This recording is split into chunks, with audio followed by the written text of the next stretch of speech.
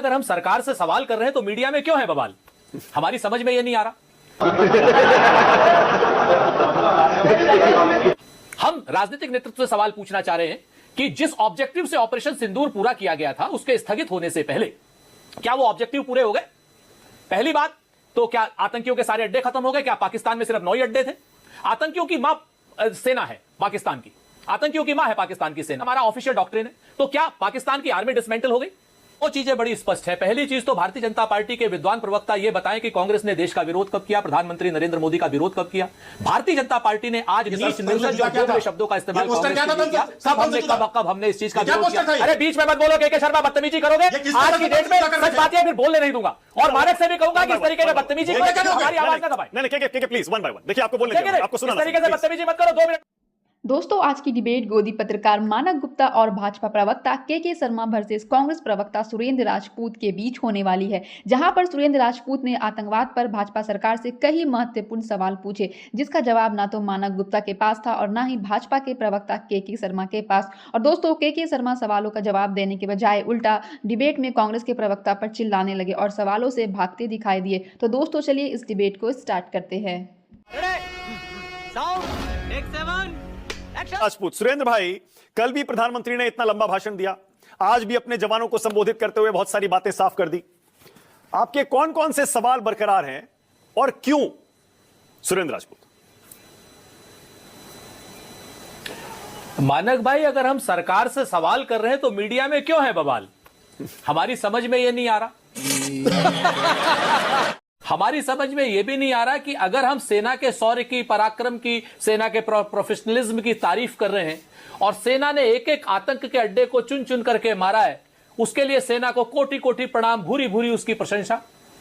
लेकिन प्रधानमंत्री जी से अगर हमारे देश के सैनिक नेतृत्व से हमारा कोई सवाल नहीं, राजनीतिक नेतृत्व से अगर हमारा सवाल है, तो उन सवालों का जवाब देने की जगह इधर उधर की बातें क्यों की जा रही? हम राजनीतिक नेतृत्व से सवाल पूछना चाह रहे हैं कि जिस ऑब्जेक्टिव से ऑपरेशन सिंदूर पूरा किया गया था उसके स्थगित होने से पहले क्या वो ऑब्जेक्टिव पूरे हो गए? पहली बात तो क्या आतंकियों के सारे अड्डे खत्म हो गए? क्या पाकिस्तान में सिर्फ 9 ही अड्डे थे? आतंकियों की मां सेना है पाकिस्तान की, आतंकियों की मां है पाकिस्तान की सेना। सही पकड़े हैं। ये हमारा ऑफिशियल डॉक्ट्रिन है। तो क्या पाकिस्तान की आर्मी डिसमेंटल हो गई? और जिस तरीके का अभूतपूर्व समर्थन मानक भाई आपने, हमने, पूरे देश ने, विपक्ष ने, नल ने, नील ने, कोल ने, भील ने, सबने दिया, 140 करोड़ देशवासियों ने दिया। उसके बाद बल्कि मीडिया ने तो इससे आगे भी दे दिया। मीडिया के तो तमाम आपके साथी बराती चैनलों ने कराची पे भी कब्जा करा दिया, इस्लामाबाद पे भी करा दिया, क्या नाम, लाहौर पे भी करा दिया, उसकी दाखिल खारिज भी करा ली। उसके बाद भी आज अचानक से डोनाल्ड ट्रंप का एक ट्वीट आता है। डोनाल्ड ट्रंप के ट्वीट के बाद सीज फायर हो जाता है। क्या डोनाल्ड ट्रंप ये नियो नॉर्मल है या डोनाल्ड ट्रंप का ट्वीट नियो नॉर्मल है? अगर हम ये सवाल पूछते हैं तो सरकार इसका जवाब क्यों नहीं दे रही? डोनाल्ड ट्रंप का बेटा आकर के कहता है, डोनाल्ड ट्रंप उसके बाद कहते हैं। डोनाल्ड ट्रंप कल क्या नाम, भारत के प्रधानमंत्री जब हमारे उसमें कर रहे थे, राष्ट्र को संबोधित कर रहे थे, उससे 10 मिनट पहले आकर के कहते हैं कि हमने न्यूक्लियर वार क्या नाम रुकवा दी और लाखों लाख जानें बचवा दी। और भारत और पाकिस्तान, मैंने दोनों को एक साथ कहा कि दोनों महान कंट्री हो, दोनों को ट्रेड करनी है। क्या हम और पाकिस्तान एक साथ है? दोनों ग्रेट है, पाकिस्तान ग्रेट है? क्या भारत की सरकार ये मानती है? और जिस तरीके से उन्होंने हमें बेइज्जत किया, सरकार के शब्द एक भी मुंह से नहीं निकल रहे। अगर एक भी शब्द मुंह से निकल रहा हो, डोनाल्ड ट्रंप को एक बार कहा हो कि डोनाल्ड ट्रंप आप माइंड योर ओन बिजनेस, आप हमारे बाप नहीं, आप अमेरिका के बाप होंगे, एक बार नरेंद्र मोदी जी ने कह दिया होता, हम मान लेते। तुम्हें शर्म है? कुछ शर्म आया है?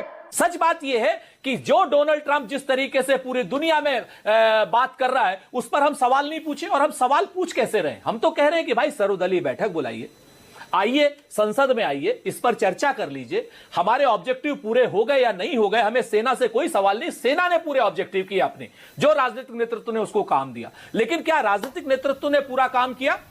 तो अगर हम ये सारे सवाल पूछते हैं तो इसमें आपत्ति क्या है?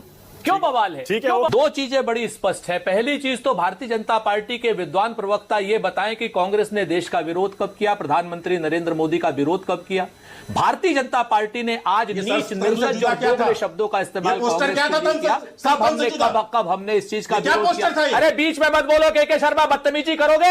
आज की डेट में सच बातें फिर बोलने नहीं दूंगा और मानक से भी कहूंगा कि इस तरीके के बदतमीजी हमारी आवाज ना दबाए। नहीं के प्लीज वन बाय वन देखिए, आपको बोलने दीजिए, आपको सुना। इस तरीके से बदतमीजी मत करो, 2 मिनट में गायब हो जाओ। सुरेंद्र भाई प्लीज देखिए, नहीं don't make it personal please, एक एक करके मैं कह रहा हूं, एक एक करके मर्यादा भरी शब्दावली, मर्यादा भरी शब्दावली है। और जो प्रधानमंत्री को कब किसने विरोध किया?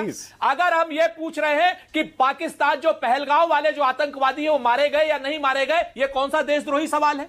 हमने तो सेना के शौर्य की, सेना के पराक्रम की भूरी भूरी प्रशंसा की। आप लोग सेना के पीछे छुप रहे हैं, अपनी कायरता को, अपनी नाकामी को सेना के शौर्य और सेना के पराक्रम के पीछे छुपा रहे। बस हवा निकल गई। बात करते हैं डोनाल्ड ट्रंप, हम नहीं लेके आए। Donald Trump Bharatiya Janata party का बाप होगा, नरेंद्र मोदी जी का बाप भी नहीं, चूंकि वो हमारे सर्वशक्तिमान प्रधानमंत्री हैं। सर्वशक्तिमान प्रधानमंत्री के पक्ष में हमने बात करी। आज की डेट में डोनाल्ड ट्रंप का जो ट्वीट है वो क्यों आता है? और कल रात में जिस तरीके से 10 मिनट पहले प्रधानमंत्री के बात करने से 10 मिनट पहले, राष्ट्र को संबोधित करने से पहले, जब उन्होंने यह कहा कि साहब पूरा दुनिया न्यूक्लियर वार से मैंने बचा दी, तो क्या प्रधानमंत्री जी को उसके बारे में नहीं बोलना चाहिए था? या भारतीय जनता पार्टी का या सरकार का कोई आधिकारिक वक्तव्य नहीं आना चाहिए था? डोनाल्ड ट्रंप कोई घसियारा है? डोनाल्ड ट्रंप अमेरिका का राष्ट्रपति है और डोनाल्ड ट्रंप तो ये नरेंद्र मोदी जी के दोस्त हैं। हाउडी मोदी, हाउडी ट्रंप, नमस्ते ट्रंप, वोट फॉर ट्रंप, ये हमने कहा था कि नरेंद्र मोदी जी ने कहा था? My friend Modi, my friend Trump, कौन कहता था? आज की डेट में आप उस चीज से डिनाई कर सकते हैं? के शर्मा ने आप दिखाएंगे, आप ये करेंगे, आप वो करेंगे, ये करेंगे, वो करेंगे। कह तो दिया, आप इस चीज से बिना सिर पैर की बात कर रहे हैं। वो विभाग उनका डिप्लोमेसी की वजह से सरकार नहीं कह सकती यही बात। सर 2 मिनट सुन। अरे आपको बचाने की आवश्यकता नहीं है। बात सवाल सरकार से है, सरकार भाजपा से नहीं है। भाजपा के शर्मा उतने ही देशभक्त है जितने मैं और आप हैं। भाजपा के शर्मा को भी वही कष्ट हो रहा है जो मुझे और आपको कष्ट हो रहा है। के शर्मा कोई देशद्रोही थोड़ी है। हम नहीं कहते के शर्मा को, ये कहें हमें। झूठ बोल रहा है। No I am telling you. हमारी तरीके से देशभक्त है के शर्मा, उनको भी वही कष्ट है। लेकिन जो सरकार का काम है, भारतीय जनता पार्टी की सरकार है। ओके, के शर्मा जवाब दे रहे हैं, फिर आगे जाओ। के शर्मा जवाब दीजिए, आगे जाओ। क्यों नहीं करती? बोलिए क्यों नहीं करती ऑफिशियल डिनाई? बोलिए। मुझे तकलीफ इस बात की हो रही है कि कांग्रेस पार्टी आज मोदी जी और भाजपा का विरोध करते करते देश का कैसे विरोध कर रही है। ये देश की सबसे पुरानी पार्टी है। मुझे तकलीफ इस बात की है, ना मोदी का विरोध, कांग्रेस के प्रवक्ता देश विरोधी बयान सेना के पीछे छुपे हुए। ये प्रोपेगेंडा कैसे चला रहा है देश के अंदर? ये देश विरोधी प्रोपेगेंडा कैसे चल रहा है कांग्रेस के द्वारा? मुझे इस बात की तकलीफ है मानक जी। कायरता छुपाती है। दूसरी बात मैं इनको बताना चाहता हूँ, सुरेंद्र भाई की मैं भी नहीं समझ पा रहा हूँ। भारतीय जनता पार्टी की सरकार कायरता छुपाती है। रुकिए ना सुरेंद्र भाई, रुकिए। बोलने दे, तकलीफ हुआ है बेचारे को। आनंद दुबे, क्या हिंदुस्तान जीता है इस लड़ाई में जो पाकिस्तान से हुई 4 दिन की, और क्या हमारे मकसद पूरे हुए?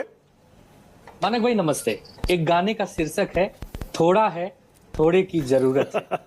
1947 से लगातार पाकिस्तान हमसे झगड़ा करता है। 1947 का युद्ध अगर उस समय का छोड़े, वो भी हम ही जीते थे। फिर हमने 65 में उनको हराया, 71 में हराया, 99 में हराया।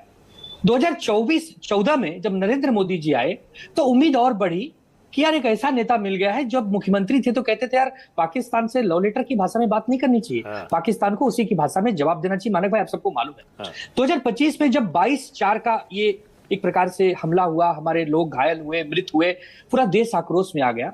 पहली बार ऐसा हुआ है 2025 में कि क्या पक्ष और क्या विपक्ष, पूरा विपक्ष भारत सरकार के साथ खड़ा हो गया।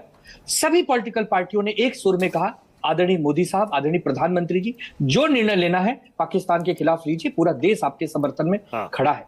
उसके राइट ब्रो। के बाद 7 तारीख को जो हुआ वो काबिले तारीफ था। हमारी सेना ने उनके घर में घुसकर 9 ठिकानों को तबाह किया, 100 से ज्यादा आतंकवादी मारे गए और वो 72 हुरों के पास चले गए। उसके बाद एक युद्ध का रूप हो गया, लड़ाई दोनों तरफ से शुरू हो गई, हमारे जवान का जोश हाई हो गया, सब घर में घुसकर मारने लगे। क्या लाहौर, क्या कराची, क्या इस्लामाबाद, सब जगह धुआंधार हमला शुरू हो गया। उसके बाद अचानक ये जो अचानक शब्द मैं कह रहा हूं, अचानक सीज फायर हो गया। अब ठीक है, वो मेरी सेना के लेवल पर हुआ, सरकार के लेवल पर हुआ, वो ट्रंप ने करवाया, उस पे बात नहीं कर रहा हूं। लेकिन आपने पूछा ना कि दुबे जी बताइए, ये युद्ध से आप सहमत हुए या जो हुआ सहमत हुए? मैं कतई सहमत नहीं हुआ, व्यक्तिगत देशभक्त होने के नाते, राष्ट्रवादी होने के नाते। मैंने बचपन से सुना है कि ब्रह्मांड का सबसे बड़ा युद्ध हुआ था कुरुक्षेत्र में, जहां पर एक तरफ कौरव थे, एक तरफ पांडव थे। जब अर्जुन युद्ध करने से ना बोल रहे थे तो श्री कृष्ण भगवान ने कहा कि ये सब तुम्हारे जो रिश्तेदार सामने हैं, ये पितामह भीष्म, द्रोणाचार्य, ये दुर्योधन, ये शकुनी, इनको मारो, इनका समूल नाश करो। ये तुम्हारे रिश्तेदार होंगे कागज पर, लेकिन आज नहीं है।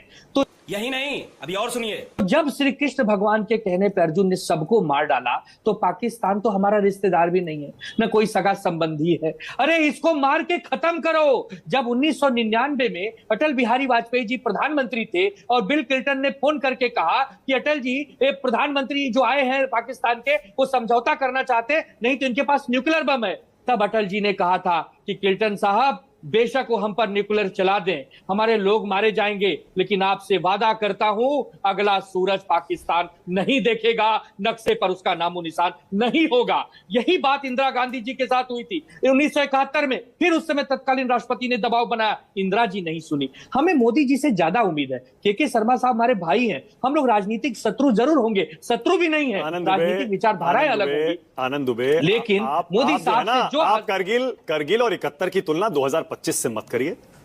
पाकिस्तान एक न्यूक्लियर देश है, ये सच्चाई है, इसको स्वीकार करना पड़ेगा। आनंद दुबे, मैं सीधा सीधा आपसे ये पूछ रहा हूं, आप जब कहते हैं कि मैं खुश नहीं हूं, मुझे ज्यादा उम्मीद थी, मतलब आपके चाहते हैं सीज फायर नहीं होना चाहिए था?